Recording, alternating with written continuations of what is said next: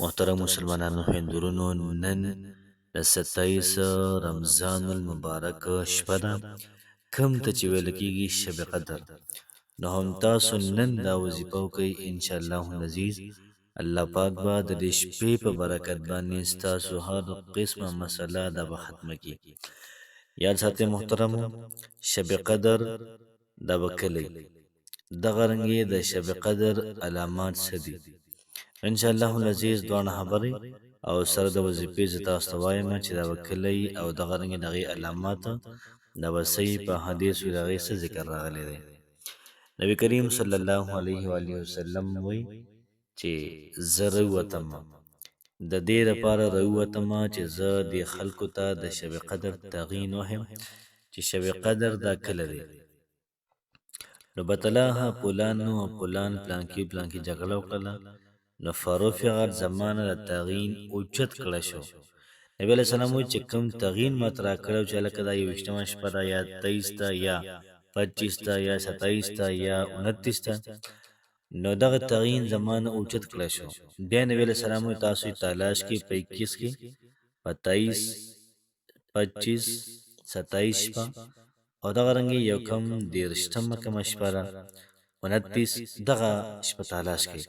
نو په دې کې به تاسو ته خامخا شب قدر دا به میلاو شي تاسو ته. نو بیا عالمان وایي چې په دې کې حکمت دا دی، حکمت پکې دا دی که چېرته نبي علیه السلام یوه شپه دا ښودلی وی، نو ټولو خلکو به د هغې یوه شپه کې بندګي کولې، باقي به ټول رمضان داسې وي، یا باقي د اخري کوم 10 ورځې دي دا به دومره چا بندګي به یې نه کولی. نو دې کې حکمت دا دی چې په 21مه شپه هم خلک بندګي وکړي، په 23 هم وکړي، په 25 27 او 29 باندې هم وکړي. نو دغه 15 شپې تاغې چې کومې دي نو دا به د هر یو ملک په حساب باندې شب قدر دا به وي. داسې نه چې سعودي کې هلته کې نن 27 ته او دلته کې 26 دا قیسې ویسې به نه وي، بس د هر ملک کوم ځای کې 27 و هلته کې به شب قدر وي. 27 شپه کوم ځای کې وه، یا 29 شپه کوم ځای کې وه، 25 کوم ځای کې وه، یا 23 شپه کوم ځای کې وه، 21 شپه کوم ځای کې وه، نو هلته کې به شب قدر دا به وي. دویمه خبر دا چې علامات پکې دی چې سلام هي حتی مطلع الفجر، دا شپه به انتهایی سلامتیا والی، دومره سلامتیا والا وي چې بالکل پرسکون ماحول بکی، نه به شور بکی، نه بکی سپي چغې وي، نه بکی درز غبلی، نه بکی توپانونه وي. سلام هي سلامتیا والا وي. که چېرته موسم کې بار رووتې دا ستوري به پړقېږي، ښایسته به ښکاري، نورو ورځو په نسبت باندې به ښایسته ښکاري. نو دا شپه به ډېره زیاته بهترین وي. دا شپه به له کم ځای نه کم وخته پورې دا به وي تر ماښام اذان نه والا تر د پېشمني پورې، حتی مطلع الفجر، تر د صبح صادقه پورې چې کله ساري اذان وشو بس د ماښام اذان نه والا د سهار اذانه پورې دغه ټایم تا سره دی. په دې کې نفلونه هم کولی شي، په دې کې ذکر هم کولی شي، په دې کې د قرآن تلاوت دا هم کولی شي. ثواب یې څومره دی؟ ثواب دومره دی چې د 1000 میاشتو نه سوا ثواب الله پاک د انسانانو ته ورکوي. اوس دا 1000 میاشتې ولې الله پاک یادوي؟ ځکه چې نبي علیه السلام د 100 پیغمبرانو ذکر وکړو، هغوی عمر دا تقریبا د 1000 نه سوا و، ځکه الله پاک دا شپه نبی علیه السلام د امت ته ورکړله. نو په دې شپه باندې محترمو دا وظیفه کول انتهایی د کمال ده، انتهایی پاورفل شپه ده.